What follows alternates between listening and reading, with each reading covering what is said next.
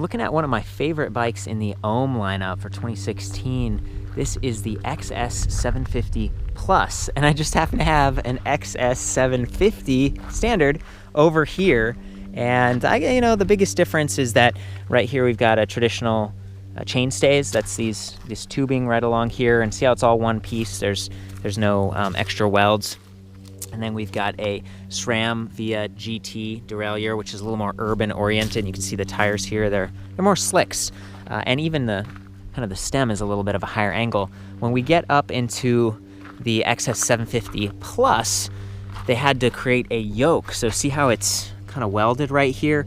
They did that so that it would be wide enough for these enormous tires, 27.5 by 3.25. So it's not quite as big as like the big fat tires of 4-inch, but it's a little bit more nimble, a little bit lighter weight. And so in order to do that, in order to fit those here without compromising the integrity of the frame, they had to create the yoke. So I was just learning about this today, and it's fascinating to see how they've adapted the design. The derailleur on this one is a little bit shorter, and that's good for riding on the trail. It reduces chain slap, and you'll notice that this 36 tooth chain ring at the front, it's not as large, and so they can get away with a smaller chain, a shorter chain rather, and then this more compact derailleur. So SRAM X9, that's just one step down from like the pro level SRAM XO. So really good components here. 10 chain rings right here, 10 sprockets in the back. So you get a great range for climbing in this large gear here versus hitting higher top speeds. And one of the cool things about the BionX system on the OHM bikes is that with this D-Series, you can go above 20 miles per hour in pedal assist. I've gotten up to like 28. So I would consider this a speed pedelec. And that's just cool because you might be off-road anyway, bombing around or just cruising across a valley. I've definitely been having fun with this. The setup that we're looking at right now is fairly stock.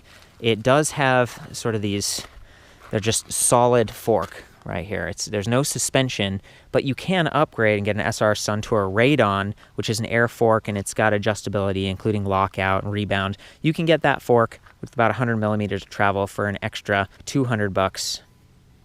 But it might be worth it if you're going off-road. These tires feel good. I've got them at 15 PSI right now. They absorb some of the bumps and that kind of thing out on the trail, but it's nice to have a little bit more cushion. For me, I have like a sore neck and back sometimes after riding, so I've got the SR Suntour NCX seat post installed here. This is a $139 upgrade, and it's awesome.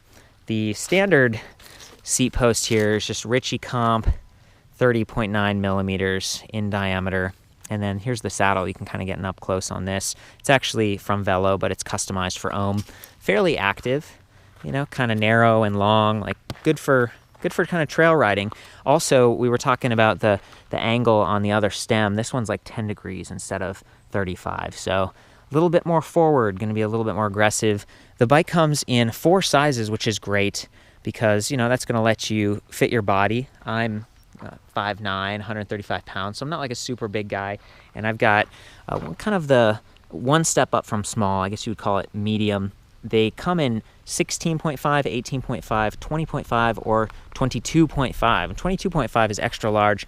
That's really sweet if you're someone who's a little bit larger. And again, just having a diamond frame, it's got the smooth welds here, hydroformed aluminum alloy, just good stuff, very stiff because of that diamond frame, but they do have a little bit of a step down, so if you're standing over it, you won't rack yourself. Definitely cool. I like the kickstand. A lot of electric bikes don't come with kickstands, and that bums me out because I always worry about tipping over. So this kickstand's great, and it's even adjustable in terms of height, which is awesome. It stays out of the way. I had to pick one that had a bigger foot and kind of curved around the tire. 180 millimeter hydraulic disc brakes, Magura MTE, got the nice levers up here, and the right lever actually has a motor inhibitor. I found that it's not like as necessary because this uses a torque sensor for pedal assist, and it's very responsive. But what it also has, because of the BionX system, is regenerative braking. So if you want to, you can kind of just squeeze this in a little bit and regen will kick in. You can even see that on the screen here. See that little G with the arrow? That stands for generate. And I think they specifically chose not to do it on both levers because with the front brake, it's like, oh, you can tap that one to kind of check your speed. You can tap the right one if you want to, change how the drive system is working. So love that. Very thoughtful. I also love the pedals. Got these nice Welgo MG6, really thin, small, and they've got these little adjustable height set screws in them. Great platform. They look great with the black. I love that the motor's black, spokes, the rims, kind of got the oversized rims. Really burly at the front. We've got quick release. I think this is a Novatech 15 millimeter through axle right here. So very sturdy. It's going to keep the disc rotor from zinging. And if you're just navigating rough terrain, you want a little bit of a beefier axle. So I love that. Oversized tapered head tube right here, internally routed cables. It's a completely purpose-built electric bike. And it is using, the BionX system, which looks a little bit like installed. It's not like this is built into the down tube or anything, but they've taken a number of steps to just refine it a little bit, including the graphics. These nice blues and blacks right here. Go ahead and take the battery off real quick. And that was actually the timer going off up here. It self-times to turn itself off, and I'm glad it did that because it's important to turn off the BionX system before you take the battery off to avoid any sort of issues with the electronic system. So I twisted it, this little handle pops up, and you kind of lever that, and the whole battery slides up and off. So check that out. That's the mounting plate, and it actually has 3 bolts right here. Okay, so a lot of times if you're converting an electric bike yourself, there's only 2 because that's where the bottle cage goes. This one has 3. It feels extra sturdy, and that's important if you're bouncing around on the trail. You want to keep the battery really secured, and I think there's even this extra sort of, I don't know, just nice sort of a rubberized piece here that squishes on and reduces vibration. I was weighing the battery earlier. It's about 8 pounds. This is a 48 volt, 11.6 amp hour. Pretty efficient pack. It's got Samsung cells. One of the things I love about it is that BionX offers a comprehensive 3-year warranty on their battery, on the motor, and on the display. So 3 years is just amazing. It's definitely at the top end of what I'm used to seeing for electric bikes, and OHM guarantees their frame for 5 years. So I'm gonna go ahead and squeeze that, and then just kind of click it in. There we go, and it clicked. And we're feeling secure. So of course, having a down tube mounted battery means that there's no room for a bottle cage on this bike, which is a bit of a bummer, but I like that they've actually still got threaded eyelets at the rear here. See these? So you could add a rack to this, and you could use it for kind of commuting or just for fun around town by day. And then on the weekends, you could get out and do some off-roading. Maybe you take the rack off, maybe you don't. It's definitely just kind of like a go anywhere type of platform because it's pretty burly, but it's not super heavy. I was weighing this a minute ago. It's only 50 pounds. 50 pounds with, big, powerful 500 watt motor and that battery pack there. And you should be getting like 30 plus miles range, even if you're just like in throttle mode the whole time. I love that this has throttle mode and pedal assist mode. There's just kind of every drive mode that you could want. And earlier when I was showing the XS750, with these nice Super Moto X tires from Schwalbe.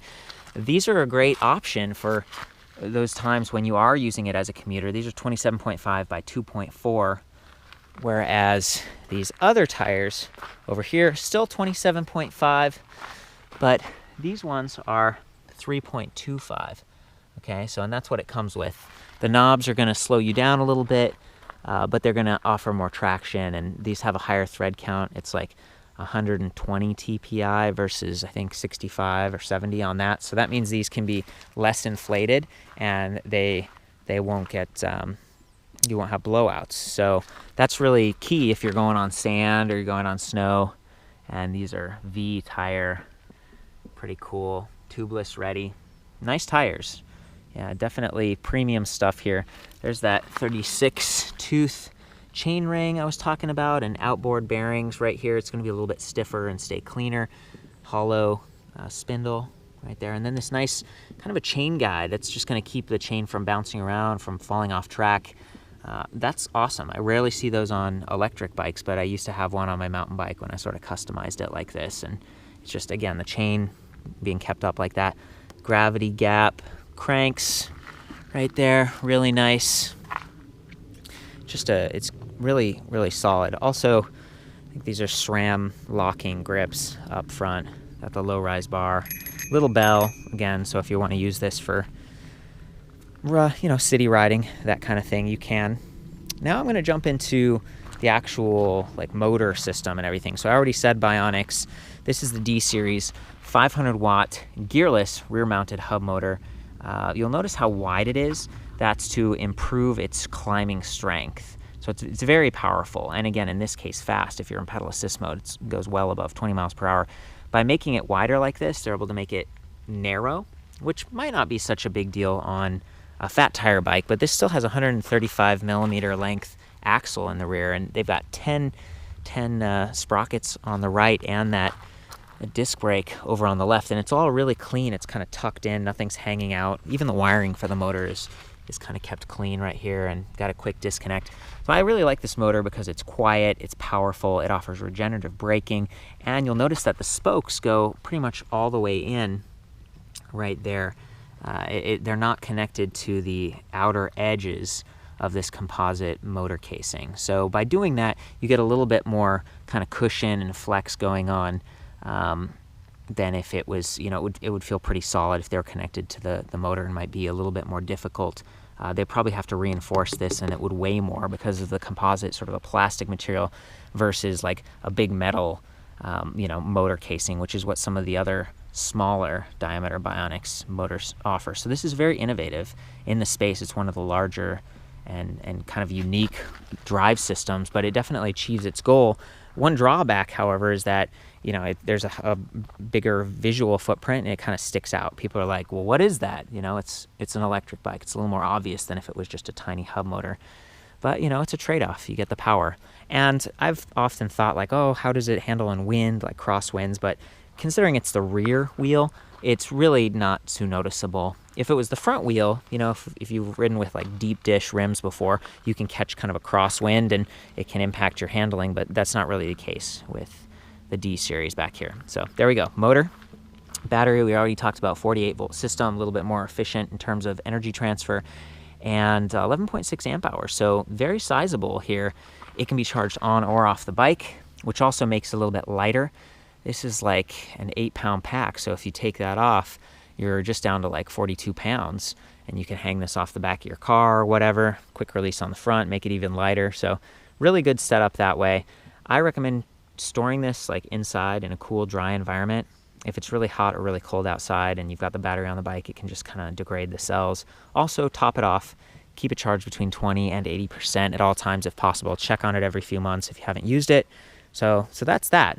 It's got a good lock and everything. It's the only thing it might be missing is an LED charge level indicator, but I don't know if it's really necessary. And the BionX system has kind of a deep sleep mode where if you haven't used it for a set time, it just completely shuts off, and that's meant to help preserve the batteries, which are Samsung cells in there. So all of that connects up to this nice display, and I love that it's removable, just like the battery, just like the front wheel. Because, if you're parking it or storing it, and actually here I'm going to have to, it also swivels, swivel it down a little bit to get it off. Just really nice, small, compact. If it broke, you could get probably a replacement easily. Pop it in your pocket, no problem. It's really, really easy to see front and center. It works with a variety of kind of handlebar setups. We're looking at the different bikes here. I like it. I like it a lot. And it's really intuitive to use, and it also includes this sort of independent button pad, so you don't always have to take your hand off to do stuff. You can, once the bike's on, you can easily activate it from over here. So I'm gonna go ahead and turn it on. Just press the top left button. I'm gonna try to reduce the glare a little bit here. Helps a little bit, right? It does come pre-wired for lights, so if you hold down the top button for a couple seconds, kind of lights up like that, and it would be powering the headlight and the tail light, which you can wire into the battery pack. This one isn't quite as set up for it. A lot of the urban models from OHM have the wiring, which is really great. So we can kind of see right in the center is your speed. It's set for miles per hour right now. It can also do kilometers per hour. Got a battery with a bunch of increments, really fine increments, so it's a little bit more precise. You'll know how much battery. It's not just like 4 and, you know, like 25%, 25%. This is a lot better than that. And then below that, you've got a bunch of other readouts, which you can cycle through using this lower left button. So we've got distance right now, odometer, chrono, average speed, clock, distance, odometer, and it just keeps, it cycles around. So that's great. If you want to reset any of those, like average speed right now, 8.8, I hold down on the left, lower left, and it resets. So very, very easy. Hold down on the top, lights. Hold down on the bottom, reset. Perfect. And then plus and minus over here on the right. That just allows you to change between the 4 levels of assist and the 4 levels of regen. And I love that it has both because, you know, regeneration is one of the like secret weapons of the BionX system. You can only get regen right now with these gearless direct drive motors, and you know that's kind of a benefit over a mid-drive. It extends, well, basically you're able to capture about 15% of your energy back, so it can potentially extend your range without adding a lot of weight to the system, and you get that kind of zippier, super quiet feel, and then there's kind of like a higher top end experience. The mid drives tend to be like ring, and then, you know, at the low end, that's really fun and satisfying. But there's definitely a feel from a hub motor that's also very enjoyable. And this is one of the better ones. So love that. Being able to adjust between those 4 levels of regen just means that on the way down, you can either really be kind of engine braking, or you can just lightly be capturing some of that energy back. And you could potentially use this as a workout machine if you live in a flat location, you're just trying to ride around the block. And that regen combined with these knobby tires would be, you know, you're definitely losing some efficiency. I'd say, you know, 15-20% efficiency just because of the tires and the larger surface patch. They recommend like up to 20 psi. I'm riding these at 15 for the demo, just to kind of illustrate how they work on sand and kind of gravel. Of course, snow would also be a good option. And then there's the throttle. It doesn't work until you're going a couple miles per hour, which is sort of a safety feature. So if you're loading it in your car and you bump this, you don't, you know, like scrape your pants or something. But it's highly sensitive, and so it's like a variable speed. So if you just barely push it, you barely get any energy, and it does override pedal assist. So it's just as good as I could think of. Like, they've done it right, in my opinion. I wanted to show the battery charger. Super lightweight, super compact, 1.6 amps, totally fit in your backpack or whatever. So that's nice for topping it off on the trail. If you've completely exhausted the battery, charging it up to about half is super fast, and then it slows down because it needs to balance all the cells. So kind of keep that in mind. It's a good way to ride. It's just to kind of like fill it up from the bottom for that super quick charge. I think that's it. Let's get going. I'm going to take it up to the highest level of assist, and then I'm going to, you know, this is a hill here, kind of up in the mountains in Canada, near Vancouver, and beautiful location, but there's some steepness here. So I'm going to get the bike going, and then get the motor going.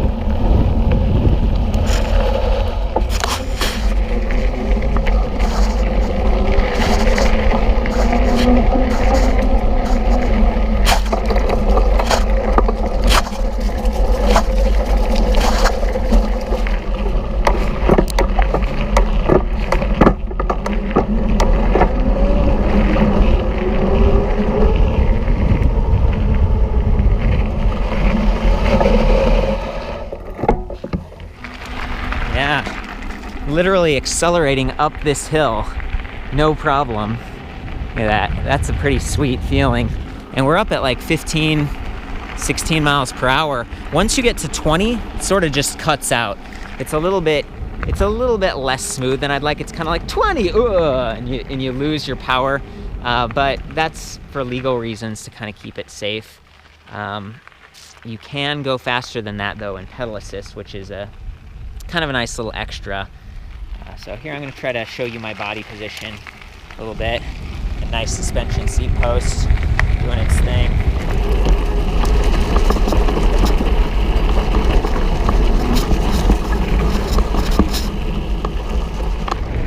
Yeah, there we go. Got some good stopping action happening with those disc brakes. Yeah, so I really like this. Just a lot of the things about this bike. I've been okay with the whole fat tire thing, but I really like this smaller fat tire size because it has a lot of the strengths without being quite so unwieldy. And also it just makes it lighter. I mean, again, 50 pounds for this bike. Yeah, I guess that's the full overview from me. Loving it. That's the XS750 Plus from OHM, $39.99, 2016. For the full write-up on this and some of their other models, I'll see you back at Electric Bike Review. Ride safe.